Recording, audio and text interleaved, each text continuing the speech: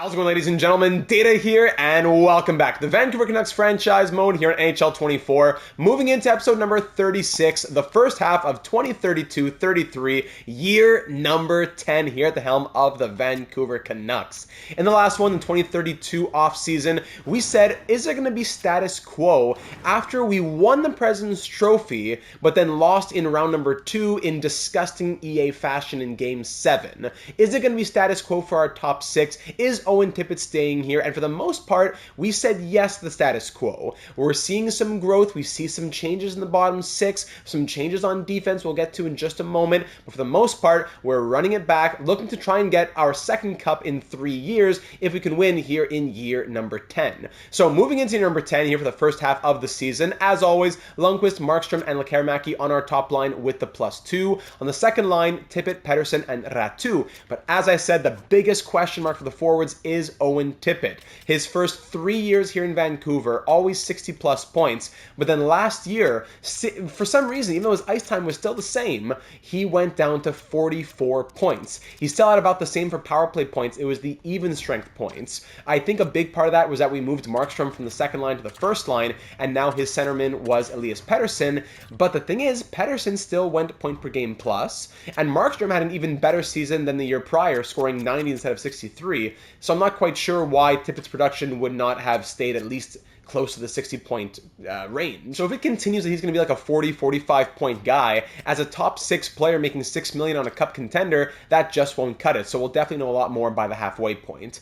In the bottom 6, there's a lot of youth here. Dorian Dominguez, Marian Tiupkin, and Dylan Montoya with the +2 on the third line. Montoya and Tiupkin would be playing in their sophomore seasons, while Dominguez and also Sador would be in their rookie seasons. Both former second-round picks. Sador, a 2030 second-round pick of ours, and Dominguez, a 2028 second-round pick of the Blue Jackets. Then, of course, Podkolzin and Goldman also on the fourth line. The defense after the offseason, we said, listen, let's hope for some more growth, and that's what we saw, especially from Christian Wallace, but big regression from Filip Hronek, who has been Quinn Hughes' rock. So now we're going to likely be trying, at least for the preseason, moving into the season now, Quinn Hughes and Noah Dobson on the same pair. Noah Dobson on the second pair, away from Quinn Hughes, has scored 95 points in 122 games as a Vancouver Canuck, on top of also being a +70. So now put him with Quinn Hughes, we'll see what happens, because in the past, Quinn Hughes with Dougie Hamilton fell apart. Quinn Hughes with Evan Bouchard fell apart. Quinn Hughes with Filip Hronek has always been not only a great season, but more often than not, a Norris winning season,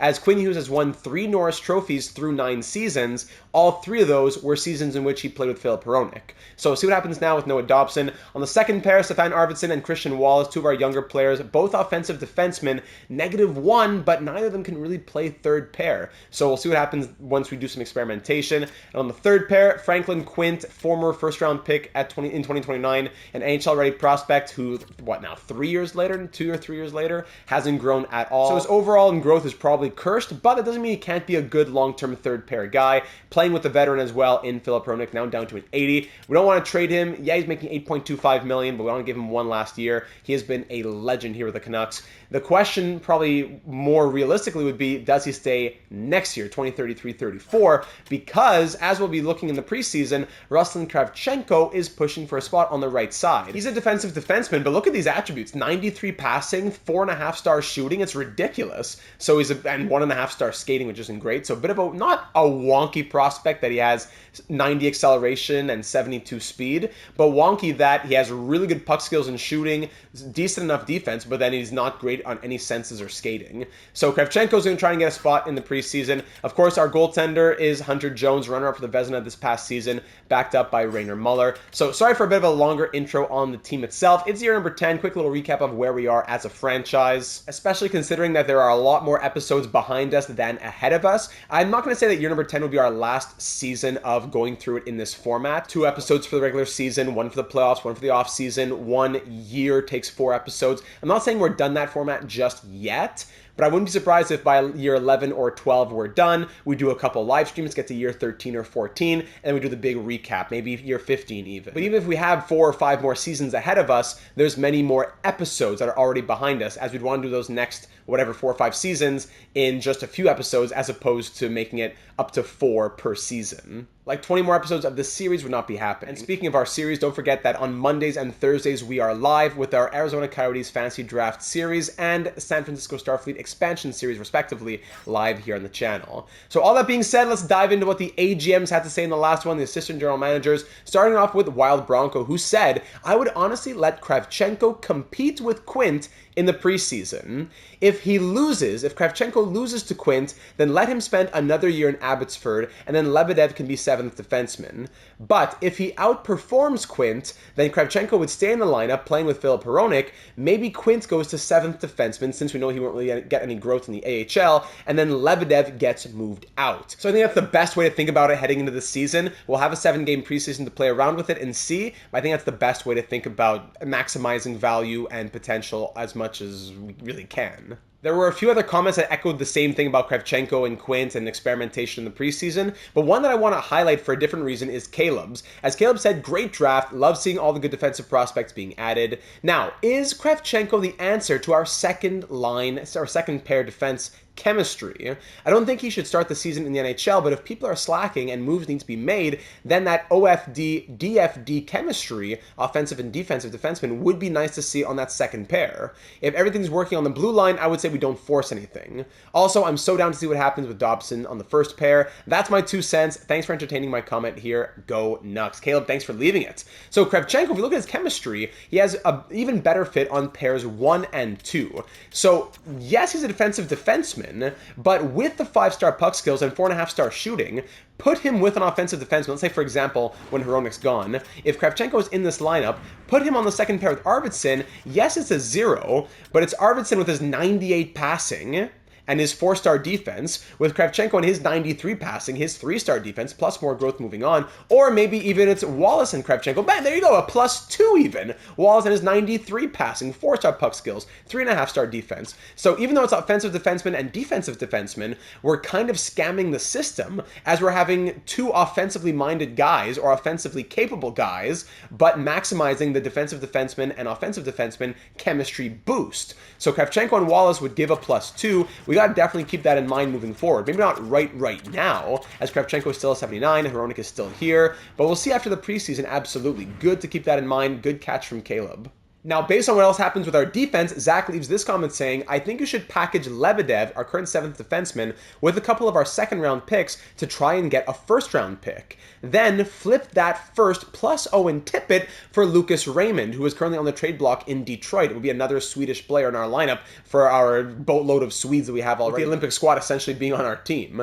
Other than that, I think the team is set. I'd maybe sign Hronek to a 1-year extension at around $4 million or less if you can. We could do that, but we're going to definitely wait until the end of this next season, as he could regress even further. Don't want to commit money, as he could be, who knows, a 78, 77. You don't want to do that just yet. I believe it's worth a shot at trying Hughes with Dobson, as they are our best defensemen. Let Arvidsson and Wallace go on the second pair. I think both of them being offensive defensemen, we should give them a slightly longer leash to see how they can perform together. So 20-30 game trial as a pair, and if it doesn't work, switch it up.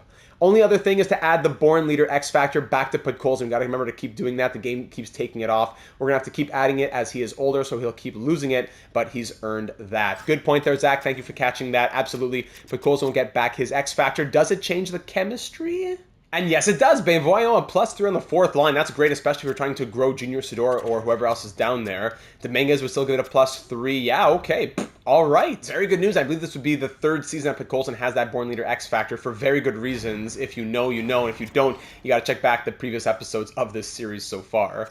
So Zach's comment also mentioned a Lucas Raymond trade. And Gen Z McKenzie in the second half of this comment also mentions one. I do think we should trade for Michael Samuelsson from Ottawa. That's one possible trade as a prospect. And also Lucas Raymond, depending on Raymond's extension status. Does he have one? If so, what's the salary? If it's too rich, don't trade for him. But if he doesn't have one, then we could check into that. I would also assume that Ottawa is a buyer, so if we go for that prospect, they would probably want Tippett and Goldman, possibly Hronek, but Detroit being sellers, if we want Raymond, they would probably prefer assets like Goldman, draft picks, and our goalie prospect in Esch. In one of those trades, we should also acquire a better 13th forward and send down Beaulieu to play bottom 6 in the AHL. I'm not sure if he has much value playing in the AHL, so for right now, I don't mind keeping him in the NHL, but I do see what you're saying in the fact that our 13th forward is a 76 overall. I do hear you there. And if we trade Goldman, we would also need to acquire a veteran fourth-line center as well. So thank you, Jenzy McKenzie, for that comment. Looking at the Detroit Red Wings, who are sellers, we do see Lucas Raymond on their trade block. Fair bit of value, 89 overall, 30 years of age, no extension, just an expiring UFA right here. Another Swedish player. He is a two-way forward. Yes, a playmaking two-way forward, though, if I remember correctly. Yeah, he can be up to 50-plus assists, 81 points this last year, but traditionally, or historically, I should say, in the simulation, more of a 60 to 70 point guy, being in the low to mid 60s the last 2 of 3 seasons, but also probably due to Detroit not being the best. So Lucas Raymond would have a lot of value in his ability to slot into the top 6 and most likely be a lot better than Owen Tippett, but it would require trade value on our end. Plus, would make a lot of sense if Tippett has a no trade clause and the Red Wings are sellers. We'd have to work it out a little bit. Meanwhile, over on the Ottawa Senators, if we want to make a trade for that prospect Samuelson, we see right here, medium elite, 76 overall, 20 years of age, right winger, 14th overall pick in 2030. What was his story again? Yeah, only been in Liga, 18 points in 48 games. So this year would be his first year in North America playing with the Belleville Senators. He has 3.5-star shooting. I don't know, he's a two-way forward who, yes, is medium elite. 76 to 20 is not the end of the world. It's actually fine, but it would be a good deal of trade value for a player who we haven't seen simulate yet in the AHL. I don't know. They're also sellers and not buyers, as Jenzy McKenzie thought. So that would also be a hard one to swing if we're moving Tippett and he has a no trade clause. We want to go to a seller. Well, I'll keep all of it in mind, but I'm just not sure if we would do it right here before the preseason on September 13th. Honestly, barring any disasters, I'd have a hard time seeing a trade before the halfway point, but definitely by the end of this episode, we'll know what our plan will be for the trade front. One other player that we're considering, as Doggy said over in the Discord server, I think we saved Snuggeroo from the Blues due to his low ice time. He puts up the numbers, and I think we can move Tippett for him because Snuggeroo is basically Tippett, but younger and better. So it would require some value having to make sense. But Jimmy Snuggeroo, another guy, less trade value, 86 overall, 28 years of age, also an expiring UFA with no extension, correct? Yeah, expiring UFA. And we see good numbers from him, 50, mid-40s, mid-50s points, but a lot less ice time than Lucas Raymond, as he's playing 13 to 15 minutes per night, while Lucas Raymond has been playing, 20-plus minutes per night. So keep that in mind. But again, another team in the Blues that are sellers, so we'd have to make the storyline work. So that just about does it for the comments headed into the season, ladies and gentlemen. We'll definitely be running those experiments for the defensive pairs, giving these guys in the bottom 6 some chances as well to see who plays third, who plays fourth. As it is a young fourth line, maybe we want to add some veteran presence down here, but I do like the chemistry boost. I don't know, I could see us giving this bottom 6 a chance, but I'll go ahead and fix up the scouting, sign some contracts for the AHL, and then we'll get started. All right, that's all taken care of. Now we can simulate to game 1 of the preseason. Let's see those guys signing on here. Very good. Orlando Martins and Nathan Lecomte. Bienvenue. Let's go. On to game 1 of the preseason against the Seattle Kraken. Couple of trade offers, which we'll pass on for now. All right. Now here we're at game 1 of the preseason. So the forwards will stay the same as we have envisioned them for the season. We'll do some experimentation in the bottom 6 and stuff like that, but really not too much to do. We know Raphael Beaulieu is going to be here as the kind of Matthew Rempe of our lineup. 6'5" enforcer, 4.5-star physical, solid, 89 shot blocking. Not bad with the puck either, with 3.5-star puck skills. He's been a 76. So now, a 79. So now he's dropped back down to 76 after a year in the AHL. Maybe we can get him back up a little bit. I'll give him some games in the preseason, but we know that he's likely just 13th forward this season. While on defense, as well, Broncos comments said, we'll see who wins between Quinton Kravchenko for the full-time spot and how that affects Lebedev afterwards. But to start the preseason, no problem rolling with these lines, giving Dobson and Hughes the top pair, and the second pair being Arvidsson and Wallace. Let's do it. Okay, so 9-1 win in the preseason here. Shots end 38-28, and we beat Seattle by 8 goals. Lekkerimäki 2 goals and 4 assists. Pettersson a hat trick and 2 assists, so 6 points, 5 points, and Aturatu with 4 points of his own. Don't you dare tell me anyone's a negative in this game. Sador, Podkolzin, and Goldman with a +3. Podkolzin only played 2.5 minutes though, so it didn't look good there. Maybe some sort of injury. Hughes and Dobson also an even plus-minus. I don't know how that happens. But Wallace a +3, that's good. Arvidsson +3 with a goal and an assist. Who are the goal scorers in this one, by the way? If we just look at all the goals. Arvidsson, Ratu, Quint. Franklin Quint got one. Tiup got a goal and an assist. Okay, how about that to start the preseason? I'm not going to keep these lines forever, as, like I said, we have experimentation to do. But let's do another game with that lineup after a 9-1 win and see what happens. Okay, I can take a 5-2 victory. Why not? Shots end 39-23. We have Lekaramaki getting first star honors again. Okay. So if we look at the plus minus now, +4 for Lekaramaki. -1s from Pettersson and Tippett. An assist and a goal respectively there. If we look at the goal scorers, Tippett, Ratu, Fredrik Lundqvist.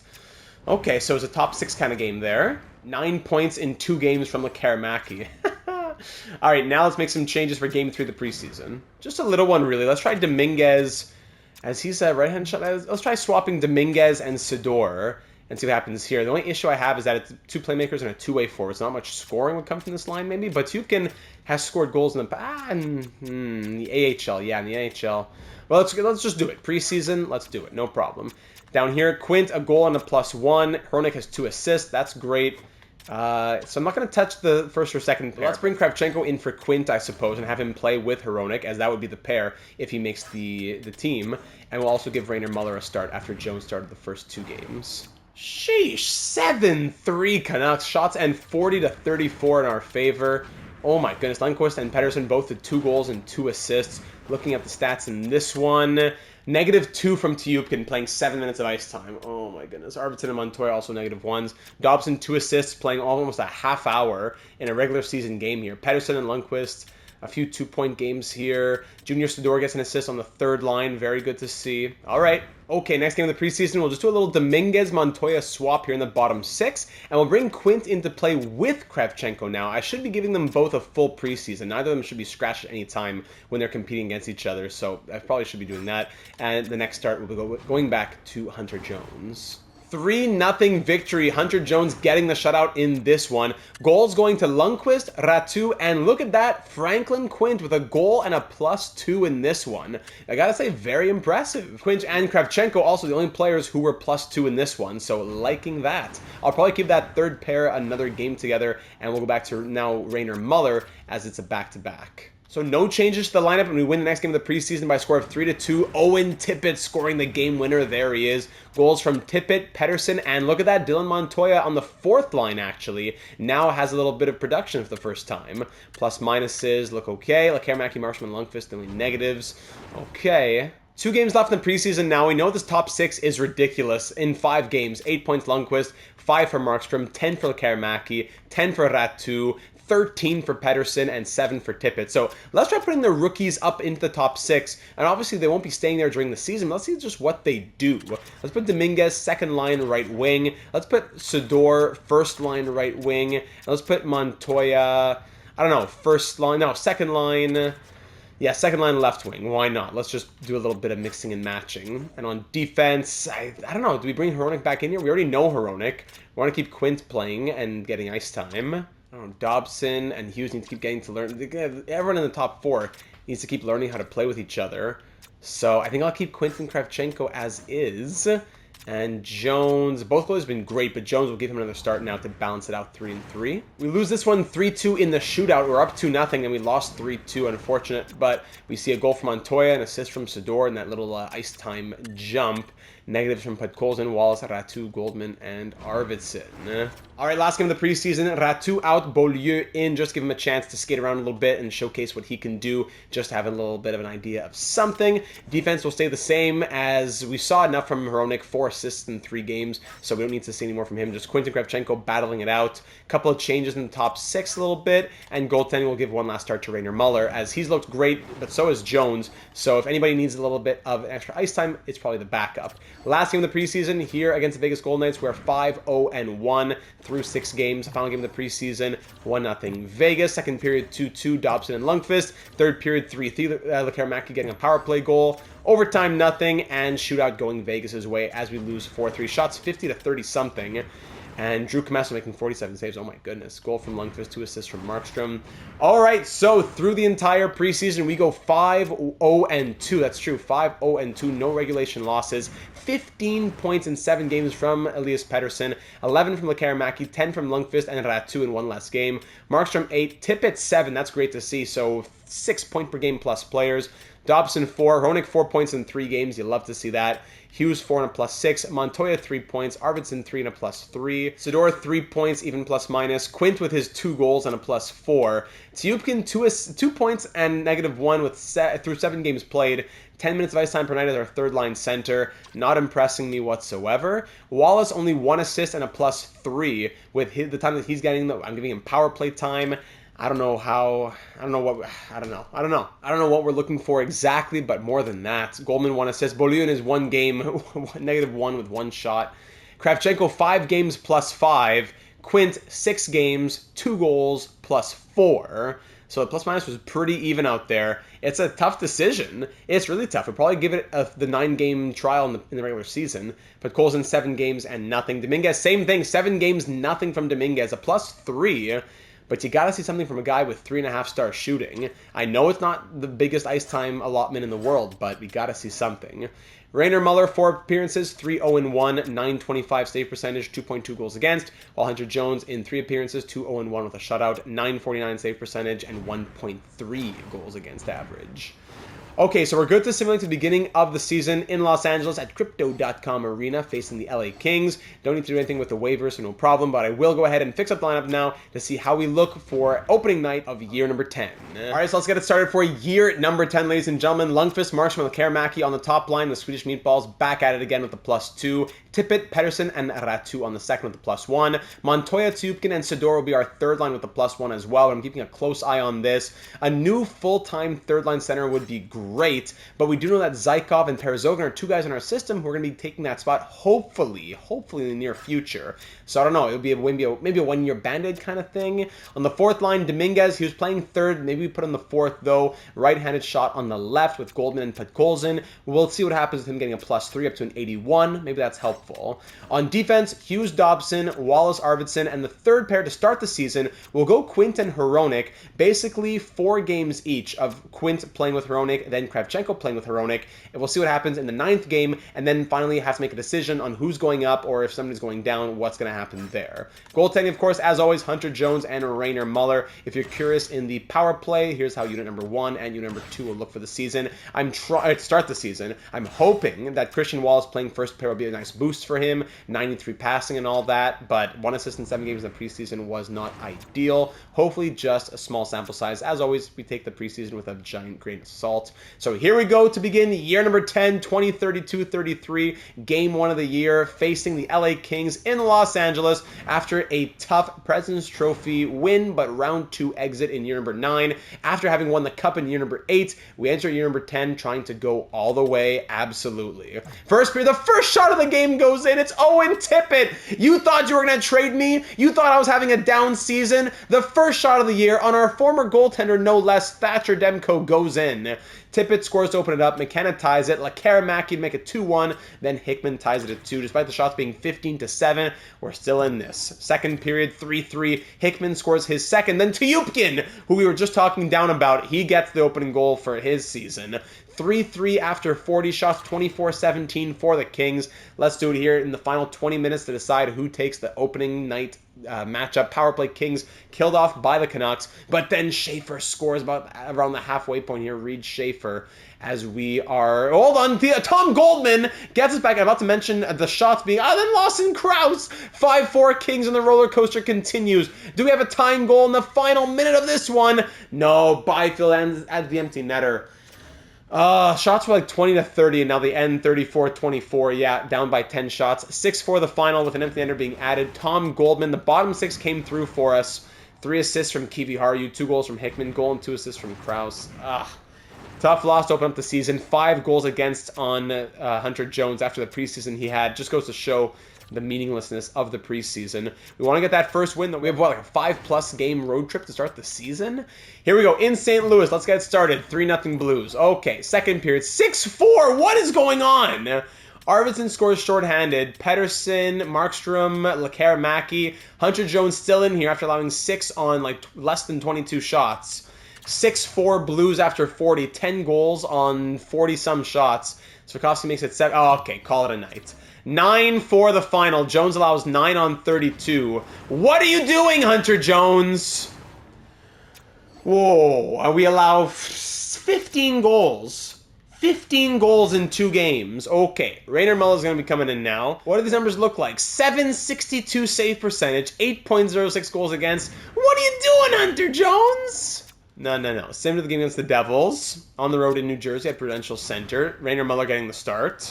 Sheesh, Rainer, get in here, buddy. My goodness. All right, let's sim through this one here against the Devils to start. Hopefully, well, a bit of an Eastern Conference swing, I guess, but the road trip continues. First period, 1-1. Dominguez opens it up on the team that drafted him, no less. Oh, no, that was Columbus, sorry. Second period, 4-3. Sardif and Thomas makes it 3-1. But then here we go. Franklin quit, Frederick Lundqvist, and Dominguez with his second. 4-3, despite being outshot like 29-17, I think. 1 goal lead, power play Canucks. There you go, Elias Pettersson making it a 2-goal game. And Lundqvist, there is a 3-goal lead for us from down 3-1 to up 6-3. But then Nicolas Roy makes it a 2-goal game, 6-4, power play. And it's Christian Wallace with his first of the season. Let's call it there, 7-4 the final. We come back with not only a victory, but a 7-goal game. 4 assists from Lekaramaki, 2 goals from Frederick Lundqvist. Okay, thank you very much. Rainer Muller will start again against the Penguins. Tubkin, mild concussion. Okay, that brings Beaulieu into the lineup, as Goldman will slot up unless Montoya 61, Sador 77 faceoffs. No one else can really go. Eh? Okay, so Sador will go center here. Podkolzin will move up, and we'll go... no, probably Podkolzin should stay here, and Beaulieu will come in on the third line. Sorry, on the fourth line to play with Goldman and Podkolzin. Yeah, Dominguez, Sador, Montoya on the third. There you go. Okay, so to start through the first 3 games, Franklin Quint, let's see, 1 goal, -3. Hronik, 1 assist, -4. Let's get Kravchenko in here. Let's give him 3 games now and see what happens with that. Kravchenko will get 3 after Quint has gotten 3. And then we'll also keep Rainer Muller as our starter. Not the craziest game, but better than what Jones was showing us. So here against the Penguins now, let's sim through this one. 7 points in 3 games, by the way, for Jonathan Lekaramaki. Muller in, and it's a 7-5 loss. What? Last game on the road before we finally get home against the Islanders, and we win 5-4. All right, the home opener coming up here against the Ducks. 2-3 on the 5-game road trip to start the season. Beaulieu is going to come out of the lineup as Supkin is back. Anything going on for him? 2 games, 1 assist, even plus minus. Hey, look at that. Montoya, by the way, this third line. 1 assist, -4. 3 points, -4. 3 goals, 2 assists, but -2 from Dominguez. Dominguez is going to stay up. Montoya's going to move down. Dominguez will stay up. Montoya, Goldman, Podkolzin. I'd almost keep Beaulieu in the lineup, but we know that... actually, what's Podkolzin up to? 1 assist plus 2, 5 points from Tom Goldman in 5 games? Okay, Goldman's moving up. Let's do this. Goldman, maybe Tubkin plays third-line wing. And Sador goes 4th line with Podkolzin and Montoya, with him as the center. Would that be crazy? Let's try that. That might be a little crazy, but let's try it. And Kravchenko, 1 assist plus 1. Okay. So far, so good for him. But I guess Hunter Jones can get the start for this one. He's got to get back into the starter's crease eventually. Both we and the Ducks are 2-3 to start the season. So here we go for the home opener in year number 10 in Vancouver. Let's try and shake everything off and get back to it. Dominguez with another first shot of the game. Dominguez opening it up, and the first period ends 3-1. Lundqvist and then Sador. Okay. Derusso. How about that for a name? Scoring for the Ducks. 3-1. Make it 4-1. Kravchenko gets his first career goal. Ratu makes it 5. And it's 7-2 after 40 as Pettersson adds 2 more. Troy Terry gets 1 past Hunter Jones. 7-2 after 40. Let's end it right here. 7-3 the final. I don't mind Hunter Jones allowing 3 on 32. Not the end of the world. We score 7 on 38. 3 stars in this one. Ratu a goal and 3 assists. Pettersson 2 goals and an assist. And Ruslan Kravchenko with his first career NHL goal in the home opener in Vancouver scores 1. Was that the game winner even? Okay, so 6 games down. That's 3 games each for Kravchenko and Quint. We'll give another game to Kravchenko as he just had that great outing right here. The Senators are 4-1-1. We shut them out 4-0. There's the Hunter Jones we know and love. Kravchenko, 1 goal, 1 assist plus 3. I'd have a hard time taking him out of this lineup. Hronik, 1 goal, 2 assists, -1. His plus minus is improving. Oh, look at Christian Wallace with 9 points. Yeah, I'd have it. Oh, but look at Quinn Hughes. 3 points, -3. Dobson, 3 assists, -3. Do we bring Wallace up to play with Hughes even? Would that be crazy? Let's try that and see what happens. Just for 3 games. 3 points, -3. Let's see what happens for 3 games. Well, Kravchenko, I think we're going to keep him a couple games longer. Okay, let's do it here, hosting the Predators. 4-2 win, I like that. Hughes, a goal, 2 assists, -3. He was a +1 in that game. He was a +1, okay. Dobson still -3. Kravchenko's a +3. Okay, keeping close tabs on all of this. Hunter Jones at an .869 save percentage now. Yeah, both these guys have ridiculous numbers in the preseason, then fall apart in the regular season. But I think we've seen enough. Lebedev making his $1.1 million can probably be traded out, as Quint can be 7th D, and we're perfectly happy, I think, with Ruslan Kravchenko at least continuing on in this role. Through 5 games, 2 points, +3, super small sample size, but 21, medium potential. I don't think I can see myself sending him down at this point. So Lebedev being traded would probably make the most sense right now. And if we did, as we saw in the comments earlier, Lebedev and like a couple seconds or something for a first would be an interesting idea.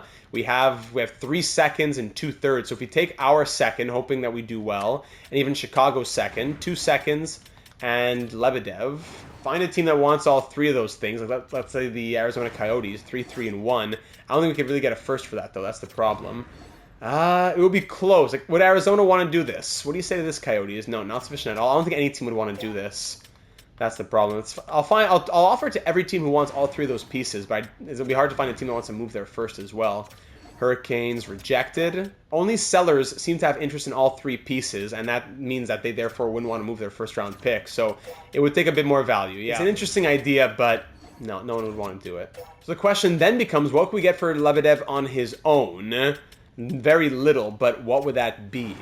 15 possible trades. Hendricks Lapierre wouldn't be a bad option. Wouldn't be a bad option. Yeah, of all these trades, maybe Hendricks Lapierre is the best. We're thinking about that third-line center, but I doubt he's any higher than like an 80 overall max. The Bruins are 2-5-1. He's a 78 overall. I wouldn't mind adding the two-way forward, someone who's able to play center. We saw the need for that. We'll keep Beaulieu as 13th forward, but adding in Hendricks Lapierre, who's able to play center, as we saw we were having to put wingers there, I think that would be valuable. So if we need to make a trade later on for a better bottom 6 or whatever else, we can just flip Lapierre and call him Lebedev. They have pretty much identical value. So whether we keep Lebedev and trade him later or flip him now for Lapierre and then flip him later, it doesn't really change anything. Can we squeeze a 7th out of this? No, trade rejected. They're 2-5-1, so I'm hoping that we finish higher than the Bruins. Could I swap you a 7th in 2034 for your 7th in 2034?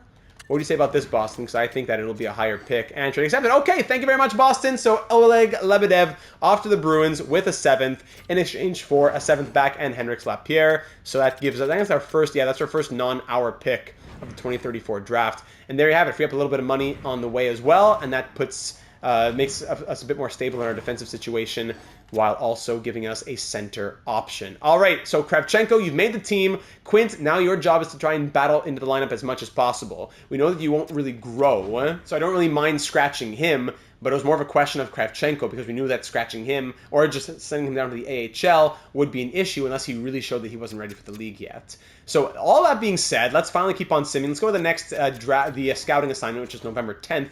May as well sim until there. Back-to-back games here. Ooh, we pulled groin for Hronek, keeping out for about 10 days. There's a perfect opportunity now for Franklin Quint to get into this lineup. So he'll play with Kravchenko on the 3rd pair, and we'll go from there. Also keeping tabs on the Hughes and Wallace thing.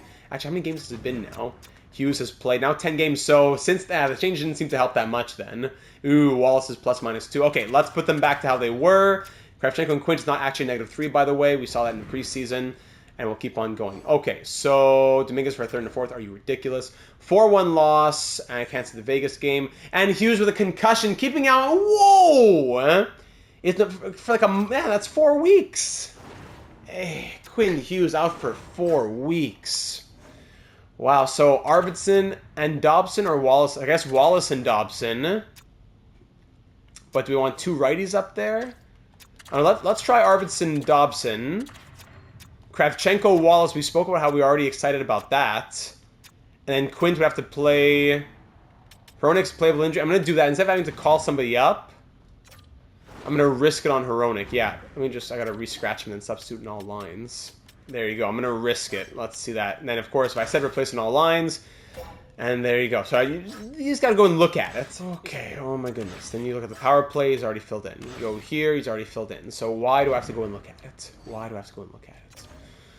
Okay, so it was a 5-4 loss against Vegas. So since we made the Lebedev trade, 4-1 loss, 5-4 loss, 3-2 overtime win, and a 5-4 shootout loss, bringing us to 6-5-1 now as we update the scouting. So I'll do that. Then I'm not sure where we'll sim to. We already saw the Anaheim game. Great way to open up the... I didn't mention this, but the home opener against the team that eliminated us with the 7-3 win. That was a great little way to start our year. I'll update the scouting, then we'll just simulate and see what comes our way. Back to it now. Let's sim a couple of weeks and just see what storylines present themselves as we go. Hronek fully healed. Great news. On the road to face the Kings. We beat them 6-5 in overtime. 2 high scoring affair for me.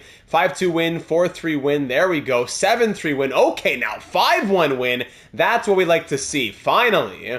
6-4 loss, which snaps our winning streak at what? 5 games? And 6-0-1 in our last 7 games. Very good. Before the loss, that is. Very nice. 11-6-1 is our record. The Blue Jackets are... yeah, why not? Let's see a home game here against the Blue Jackets, who are 11-5. Against Dominguez's old team. Tyupkin, was he even injured? No, he wasn't out. That's fine. Who's out of the lineup right now? It is... Beaulieu. Yeah, the forwards are fine. It's just Hughes out of the lineup. All of our forwards are fine. Okay, so let's go see the Blue Jackets, the team that drafted Dorian Dominguez. 11-6 versus 11-6-1, being our record. First period, 3-0 Blue Jackets. Oh my goodness, the slow sim has not been our friend. Second period, 3-1. Elias Pettersson on the power play gets us back into it. We're down by 2 shots, 25-19 in our favor. Power play Blue Jackets, and let's call it 5-1. Oh boy. Okay, so we lose 2 in a row after that 6-0-1 7-game stretch. We have a back-to-back games there. Let's go see Lucas Raymond and the Red Wings. They're sellers, but they're 12-6-1 right now. Back-to-back games on the road. 4-2 loss and a 5-3 win. Okay, thank goodness. After losing 3 in a row, we get 1. 12-8-1 is our record. We'll pause. It's 21 games. Let's do this last one. Then we'll just take a quick, not a pause, but just a quick look at anything that stands out to us, points-wise, plus-minus-wise, whatever. First period, 1-1, Marco Kasper on the power play, and Philip Hronek against his old team. Second period, 3-2, Pettersson and Montoya, thank you very much. Up by 1, here in the third period. Shots in our favor as well. 5 minutes in, 1 goal would go a long way in a game like this, it looks like. 3-2, still the scoreline halfway into the game. Power play, and there it is, Elias Pettersson, let's call it. 5 to the final. Kravchenko adds 1 at the end. 5-2 Canucks victory. Okay, so through 22 games, we hold a record of 13-8-1. Markstrom down in the AHL, injured for a little bit for a few games, no problem. Arvidsson, mild concussion, keeping him out till December 14th. Great. So Hughes is probably... he had a playable injury now? No, he's still fully out, so we would have to call up a defenseman. All right, so I will call somebody up. I go to roster moves. And to not have to deal with waivers, we'll call up Bonino, Emiliano Bonino. Is it Emilio Bonino? I think it is. Yeah, Emilio Bonino. Low elite potential, 7th round pick, 202nd overall in 2030. 92 shot blocking, 87 stick checking, 4.5 star physical. Looking good. Hopefully a future piece on this team. So for right here, right now, he would slot in. So Wallace would go top pair with Dobson. Yeah, Wallace would go top pair. Kravchenko, Hronek on the second pair. And we'll go Quint and Bonino on the third pair. So not ideal, and I don't believe that's actually a -3. No, that wouldn't be a -3. But just for the power play here, Bonino wouldn't go power play. Why not? Throw Kravchenko in there with his 4.5 star shooting. Why not? Throw him out there for a little bit with Arvidsson out. And then down in the AHL... okay, all taken care of. How are points looking down here? 13 goals in 13 games from Vladimir Zykov. Oh my. Arcabello with 1 goal and 11 assists. Woo. All right, very good. Great. So with a 13-8-1 record, let's take a quick little look at the standings for special teams and all that. 16 goals and 27 points in 22 games from Frederick Lundqvist. Just a quick little look, not at the entire league, I just want to see our own numbers. Scoring 4.36 goals, but allowing 3.82. Our goals allowed is what's killing us. 31.6 in the power play, incredible. 78.2 in the penalty kill. That's where we could definitely use some improvements. So I'll mix up the penalty kill units a little bit. But we see 1, 2, 3, 4 point per game plus players in Lundqvist, Pettersson, Karamaki, and Markstrom. Mr. Playmaker, the Swedish chef. Look at him, playmaking with 22 assists in 22 games. Christian Wallace, look at this guy, 19 points. Ratu 17, Tippett 14, okay. Dominguez 7 goals, 13 points. Goldman, huge surprise. This guy who scores a career high of 30 points is on pace for 44 right now. Okay, Tom Goldman. Arvidsson, 12. Tupkin, 11. He's turned it around. Good. Tupkin with 11 points. Dobson, 10 points, -7 is killing me. Hronik, 9 points in 20 games, despite being at an 80 overall. Ageless. Sidor with 9. Kravchenko, 8. And 8 points plus 10 through 19 games. Very good. Montoya, 8 points, -3. Quint, 5 points, -2 in 15 games. Okay. Put Coles in 4. Hughes, 4 points. Yeah, we got to get him back in this lineup. And Beaulieu. Then goaltending, Jones, and both Jones and Muller not looking good. Yeah, neither of them look good. Jones down 18 appearances. That's a good sample, a good enough sample size. 885 save percentage. Come on, Hunter. But for the most part, we'll keep things as they've been. We'll fix up the penalty kill units a little bit, and from there we'll sim until Quinn Hughes comes back. So Pedersen, Ratu, Hronik. We'll keep the first unit as is. Second unit, I'm going to put Montoya there. I know it's crazy, but I'm going to put Montoya. 89 shot blocking, 94 stick checking. So Montoya will go second unit. Lundqvist, should he come off entirely? Does he have some shorthanded points already? No, last year he had 5 shorthanded goals. But he has 84 shot blocking, 89 stick checking, 5-star skating. I'm sure he'd be a useful player out there. So maybe it's just the defense a little bit as well. So Kravchenko, Dobson. This is 88 shot blocking. Let's do that. Kravchenko, Dobson. Hronik will... So Bonino is replacing Arvidsson. So we'll do, yeah, Hughes, Hronik. Hughes and Hronik. So therefore I'll put Quint and Hronik. And on the third pair, Bonino, who's Arvidsson, with Wallace and Goldman there. Let's try that. Just, I know it's not the biggest changes, but it's also not the worst penalty kill. And after just like a quarter of the season. So just a little peek and a little tweak. Hughes should be back by the game against the Coyotes, if not, or if the game after that. On the road in Florida, 8-3 win. Okay, and look at that. Quinn Hughes ahead of schedule, I think. 8-3 win, and Quinn Hughes is back. Too bad we've been doing so well without him, but... Oh, Bonino, -2 in that one game. Okay, so here's what I gotta do. So it's gonna be Hughes who replaces Hronik. On the left, as left there. So Hughes, Hronik, there you go. Then it's Hronik who's going to replace Quint. Yes, and then Quint replaces Bonino. And Bonino goes back down. With Kravchenko there with Wallace. And then when Arvidsson comes back, he would replace Quint. And Quint and Kravchenko would swap. There you go. Okay. So let me just go ahead and send down what's his name. Okay, and there you have it. Thank you, Emilio. We hope to see you in the future, but not right now. Marshman fully healed the AHL. Yeah, I already fixed that. Central scouting, blah, blah, blah. Okay, so it ended up being the 8-3 win, yes. Then a 4-2 loss against Vegas, and we'll keep on simulating now. Let's go see anyone who really catches our eye. I don't know, the Kraken are 15-9-0. Actually, no, maybe a little rematch against the Bruins. Yeah, a couple weeks from now. Let's get simulating here. It's been a long enough episode so far. 2-1 loss against the Caps. Lundqvist has a sore knee, keeping out for a week. Oh, boy. Okay, so Ratu will slot up. Let's have Dominguez slot up. He's been hot. Then even Montoya can slot up here. And on the fourth line, Beaulieu will go right there. We're replacing all lines. Do not care. Only for a couple games, right? Arvidsson back to fully healed as well. Let's pause there. 8-1 win. Whoa, okay, let's keep Beaulieu. Hold on. 4-2 win, 2-1 win, 8-1 win. Let's just do one more here against Calgary on the road. 5-3 win. Lundqvist is fully healed against the 23-5-0 Vegas Golden Knights. Yeah, we got to make sure. Yeah, we can't. Keeping Arvidsson out would be one thing, but I can't keep Lundqvist out of the lineup if he's fully healthy. But Beaulieu, what's up over here, man? Okay, nothing special, but just to say he's a presence. All right, so we'll fix up the lines, presto changeo. Okay, and that brings us back to a fully healthy lineup. All forwards, all defense ready to go. We'll take Quint out. He's done well. The only question is, does Arvidsson go back to second pair with Wallace, or does Kravchenko stay? Essentially, the chemistry being +2, +1 on the second and third pair, or -1 and +1 if Kravchenko comes down with Hronik. The +2 with Wallace seems to be helping enough. 20 points, +19 from Wallace. Kravchenko, 10 points, +16. Arvidsson's getting a lot of ice time already, close to 22 minutes per night. So maybe it wouldn't be a bad idea to play him with Hronik? I don't know. Let's do it and see what happens from there. And then Beaulieu and Quint are the healthy scratches. Quint's been looking good. He's been looking fine. But with a fully healthy lineup, he is currently the odd man out. So facing the 23-5-0 Vegas Golden Knights, who are 8-2-0 in their last 10 games. Probably rolling the dice a bit too much by going into a slow sim against them, but let's see what happens. First period, 0-0. Second period, shots are doubled in Vegas' favor. Second period, 3-0. Okay!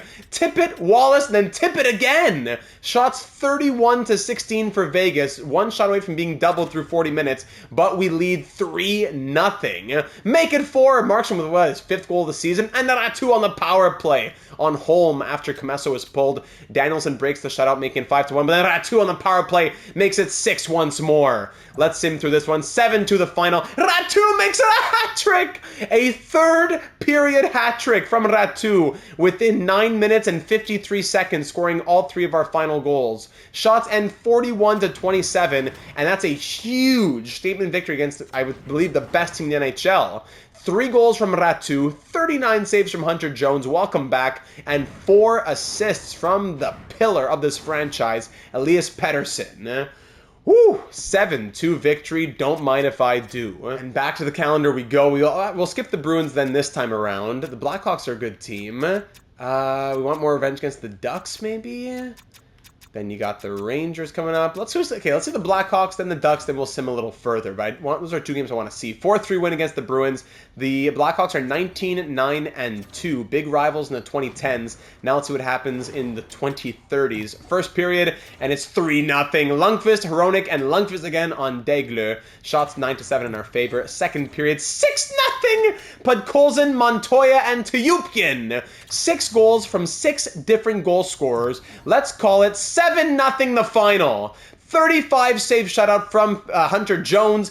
2 goals from Filip Hronek. 5 other goal scorers. Wow, 2 goals and an assist even. 2 goals from Lundqvist. Sorry, I forgot that Lundqvist had scored twice. My apologies. But still, 2 from Hronek, 2 from Lundqvist. Filip Hronek will not go gently into that good night. Let's sim through Edmonton on the road, then we'll face Anaheim on the road, the team that eliminated us last season. We got shut out 3-0.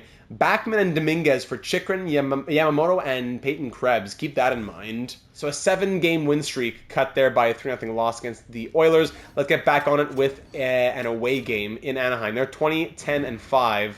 We're 21-11-5. First period, 2-0 Canucks. Wallace on the power play, and then Markstrom. Second period, make it 3-0 Wallace with his second. Shots 32-15, more than double in our favor, with a 3-0 lead here in the third period. Power play Anaheim. The slow sim went from being our enemy to being our friend, and in the end, it'll be a 5-0 victory. Tuyupkin and Tippett getting the goals. 23 save shutout from, I would believe, Hunter Jones again. 47 saves, shots on our end. No, it's Rainer Muller with a 23 save shutout. Well done to the sophomore. Very good to see it's not all Hunter Jones out here. Wallace scores twice. Tippett a goal and an assist. Vancouver wins 5-0. That's what we like to see. Now, we are at game 34. Let's keep simming into the month of January as we're getting very close to the halfway point, the stopping point of this video. Penguins beat them 4-3, 5-4 shutout loss against Edmonton, 3-2 win, 3-1 win. Zykov will fix that in a moment. 25-11-2, 38-39, 40-41, game 42. Game 41 would be against the Stars. 4-3 shootout win. Snuggerud and a third for Arcabello. Keep that in mind as well. 4-3 shootout loss. Gale Wisniewski on waivers. Defenseman. Medium top 4 D potential, but 76-25. Former second round pick. No, I will go ahead and pass on him. I bet he was drafted as a 76 even. So that's 40. So here's game 41. This is the halfway point. Here we go on the road in Dallas, facing the 17-17-4 Stars. First period 0-0. Second period still 0-0. Shots 19-16 for Dallas. No scoring through 40. First goal in the third might be a big one. Power play, and it's Stefan Arvidsson who breaks the deadlock. Power play Vancouver goes nowhere. Power play Dallas now. That goes nowhere as well. Halfway through this third period, being outshot 30-22, but a 1-0 lead thanks to the power play goal of Arvidsson. Now 2-0 thanks to Tuyupkin, who's been picking it up here in the second quarter. 2-1 is Romanov. It makes it a 1-goal game with 4 minutes to go now. Dallas leading in the shots. Final minute, and no, Lekkerimäki will seal it with the empty netter. Shots end 34-28, and we win 3-1 to end off the first half on a high note. 33 saves from Hunter Jones, and Tuyupkin with the game winner. 3-1 the final to give us a record at the halfway point of 27-11-3, a pace of 52-22-6. That's not the pace we were thinking after a bit of a shaky first 10 games or so, which seems to be the case in franchise mode often enough. All right, let's check out the standings now. Okay, so in the entire NHL, there we are in second, tied with Vegas. They have a game in hand over us. There we are, tied with Vegas. Who would have thunk it? The Blues and the Red Wings, that's too bad. Snuggeroo and Raymond, 3 and 4, so not looking good if you want to think about making a trade. Goals for per game puts us second in the league at 4.17. Very nice. 3.05 goals against. Actually, it's not that bad. 1, 2, 3, 4, 5. So tied like in the top 5.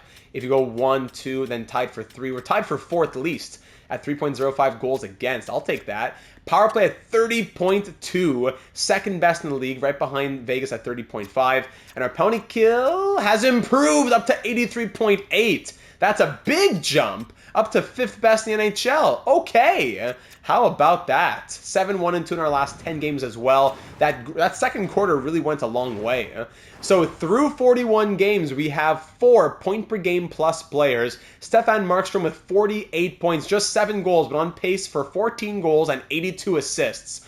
All right, don't mind if I do. Lekaramaki, now this guy's crazy, 86 overall, but he keeps doing it year after year. After starting off, okay, a third liner, 35, 39, 52 points, top 6, first line, 75, 69, 75 again. Now on pace for 94 points. What? Same deal for Elias Pettersson, also on pace for 94, which would be the highest he's had in the simulation? Yes, it would be. Yes, it would be. Frederick Lundqvist, 43 points in 38 games, so he missed just 3 games, but he could still hit 50 goals this season. Lundqvist in his 3rd NHL season, yes, had 50 and then 54. Sorry, no, in his 4th NHL season. What am I saying? He has been 43, 50, 54. Injury for the first time in his career. After 3 consecutive 82-game seasons, he won't get to 82 this year, but that's all right. Ratu, 36 and 41, 72 points would be fine by me. Tippett on a 66-point pace. That is why we kept him. Really happy to see that resurgence. Christian Wallace, in his rookie season, puts up 13 points. Now on pace for 54. A plus 20, 8 power play points, averaging much more ice time, but still, just to say, great improvement. Tom Goldman on pace for 42. Arvidsson, 20 and 34. Last year he scored 34 points, so he could definitely hit 40 plus this season. Tiupkin, 19 points, very good, as last year he scored 25 points. That should break what he did last season. All right, good improvement. Hronik with 19 and 39, love it, plus 12. Dominguez, 18 points. Okay, a 36-point rookie season, playing like 10-19, I could see it. Dobson, 18 points and a plus 5, so his point pace has dropped severely. Still a solid piece back there, but the pace that he has been on through his first year and a half in Vancouver has dropped severely. He's been on a 36-point pace. That's great, but those are Islanders numbers, not Vancouver numbers. So can think about that when you make your suggestions. Montoya, 17 points, but a -5. Sador, same things with the 4th line, not great for the plus minuses. 15 points, -6 from Sador. Hughes, 14 points in 30 games, now up to a plus 3. Okay, but that's still a pace of like, what, 38, 39 points? A pace below 40 points from Quinn Hughes, which is exactly what we were worried about. When he's with Hronik, 78, 91, 82. When he's with Hamilton, 53. When he's with Bouchard, 55. When he's with Hronik again, 76, 72, 85. Now when he's with Dobson, on like a 40-point pace. It's ridiculous. Kravchenko, 12 points, plus 19. I love this man. Podkolzin, 9 points on an 18-point pace, -3 from the Bourne leader. Quint, 6 in 22, -1. And Beaulieu, 1 assist in his 5 games. Goaltending, Hunter Jones has turned... Yeah, both of them have turned it around a little bit. 19, 10, and 2 is Jones with 2 shutouts, 906 save percentage, and 2.97 goals against average. While Rainer Muller is 8, 2, and 1 with 1 shutout of his own, 903 save percentage, and 2.87 goals against average. Quick look if you're interested in the entire NHL. McLeod at 66 points in 39 games. Ridiculous. Eichel, Merrick's, Forbes, Marco Casper, even Lucas Raymond with 53 points. It makes sense why the Red Wings shouldn't trade him. But at the halfway point, as always, we'll do our due diligence and look at the trade blocks around the NHL, as we would have close to $7 million in cap space. Whoa, look at Voynov, by the way. Look at, is it Slava? Sergei Voynov, 3rd-round pick in 2031. Look at this guy, up to medium league potential, up to 76 overall, unsigned. He'll definitely be pushing for the NHL next season. Arcabello looking good. There's some good pieces we're pushing in the near future. That's why these bottom 6 youth guys, and some might not be able to stick around. Even Tuca, 75 overall at 19.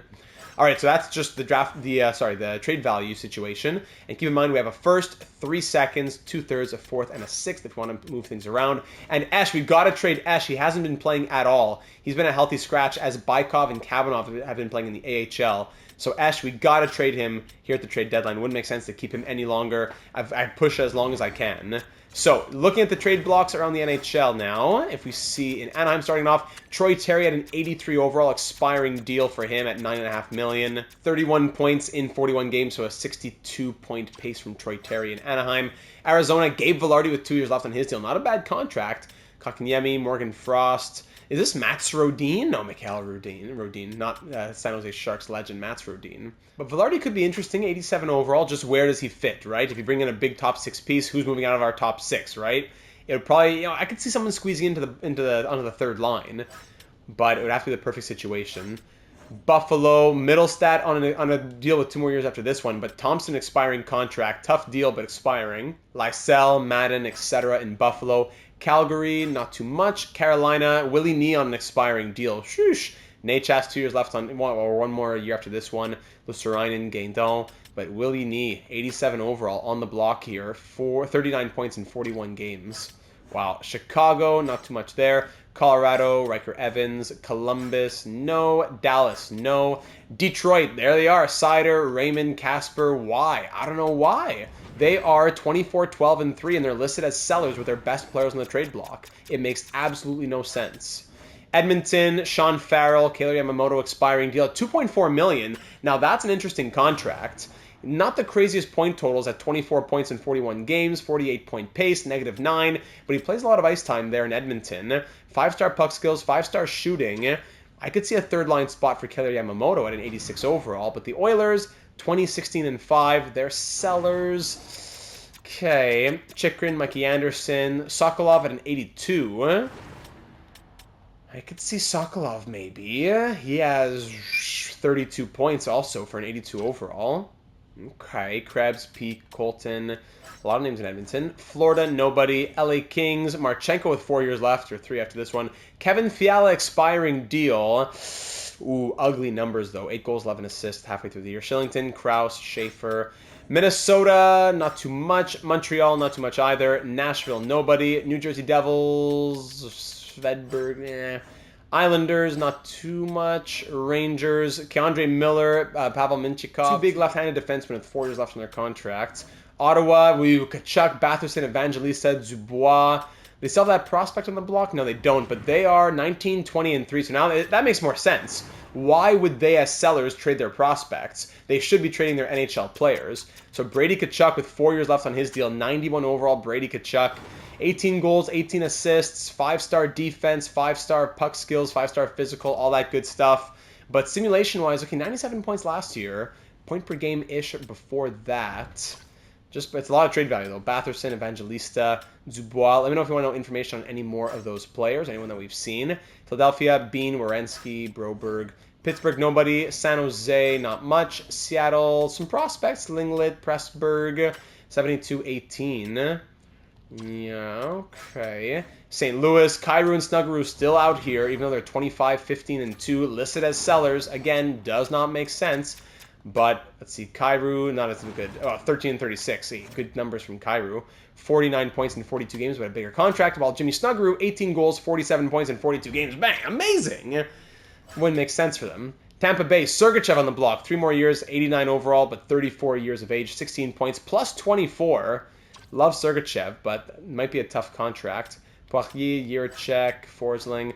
Toronto, Josazari, Machar, Etan Gauthier. Not too much here from Washington or Vegas. Winnipeg either. Okay, great. So they're the trade blocks around the NHL. If anything piques your fancy, let me know your thoughts on any line combinations or defense or whatever things you might want to think about changing heading into the second half. If you want to think about expiring contracts as well, we could sign Filip Hronek. But why rush it? His $4 or $5 million demand is down to below 3 now. We'll have $14.445 million to play with in extension dollars, so more than enough for Hronek, Dominguez. Not much going on. We could be able to splurge a little bit in free agency this coming season on a big 1-year veteran. Maybe there's an 85, 86 overall veteran who we could sign to fill in that third line spot. If we get an expiring contract now, then he expires. We end up getting one who is a veteran in free agency. UFA forwards, potential guys who could drop. Considering what their overalls might be at the start of next season, I don't know. Nylander, Pavel Buchnevich, I could see it. Braden Point, Kapanen, I don't know about Kapanen. Kevin Fiala hasn't looked good. Alex Tuck. Yeah, just throwing it out there for guys who might be there in free agency. Or even we trade for them now so that we have their rights. I don't know. And while we're looking here at contracts, just to keep in mind our unsigned UFAs, Voinov, Campbell, Tuukka, all players are going to be at least in the AHL next season as they'll need their entry-level contracts. All 75 overall plus right now, which is very impressive. And speaking of the AHL, we're trying to figure out who's going to be staying, who'll be pushing for bottom 6 spots, who's excess value, blah, blah, blah. Just for a little update, Bomick, 30 points in 28 games, but he still has 76. Do you give him the call? I don't know. Zykov, 21 goals and 29 points in 27 games. Perezhogin, 26. Beaufet, 24. Alexandrov, another defenseman we'll have up in the NHL soon enough. 22 points from him. Enqvist, Naslund, Arcabello, 1 goal, 19 assists. And goaltending, Bykov looks okay, but Kabanov looks very good at backing him up. All right, so long enough episode there. We're 20-8 in the AHL. Let's call it there, ladies and gentlemen. Through the halfway point, we're 27-11-3. Could it be another push for President's Trophy? It's possible. We've done it twice through 9 seasons. Can we make it a third in 10? And our first time doing so back-to-back as we try to chase that third Stanley Cup of our franchise. And it would be our second in 3 years as we're trying to build a dynasty in the final years in Vancouver. Ladies and gentlemen, if you enjoyed, please do leave a like. And of course, comment down here on YouTube or over on the Discord server with all of your thoughts, whether they be suggestions or predictions. It's all good. And of course, subscribe if you haven't already for all of our ongoing franchise mode series here on the channel, with 4 going on right now. 3 live streams on Mondays, Tuesdays, and Thursdays, 2 NHL, 1 MLB, and as always, our recorded Vancouver series. And finally, don't forget about our real-world NHL coverage as the Stanley Cup Final is wrapping up. The draft is coming, free agency is coming. There are a couple of trades in the last week which had breaking news live streams, so subscribe to not miss out on any of those. Thank you once again for watching. I'm looking forward to seeing you again in the next one as we finish up year number 10, searching for back-to-back President's Trophies.